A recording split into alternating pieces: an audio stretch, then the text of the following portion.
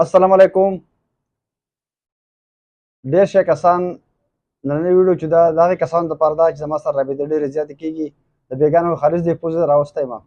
څوک وایي زما واده ته 10 ورځې پاتې دي، څوک وایي زما واده ته میاشت پاتې ده، څوک وایي زه په سعودي عرب کې یم، په دوبۍ کې یم، میاشت بعد روان یم، 2 میاشتې بعد روان یم.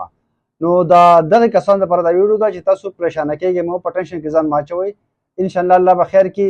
کېږي اکسرسایز تاسو ته ما ښوولی دی هغه خامخا کوئ. تاسو په یوټیوب باندې سرچ کړئ هغه ضروري دی هغه کوئ.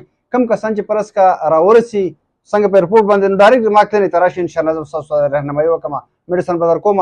کم کسان چې راغلي دي نو هغه رابطه وکړئ. کم کسان د ډسټرکټ نه بهر دي نو هغو ته به انشاءالله په ډیسیس باندې موږ دغه دوایي ولېږو. تاسو پریشانه کېږئ بالکل مو خفګان مه کوئ، پریشانه کېږئ مه، په ټینشن کې ځان مه اچوئ. انشاءالله تعالی الله به یې ښه کړي. دا دومره غټې مسلې نه دي تاسو هسې سر ته خېجولې دي.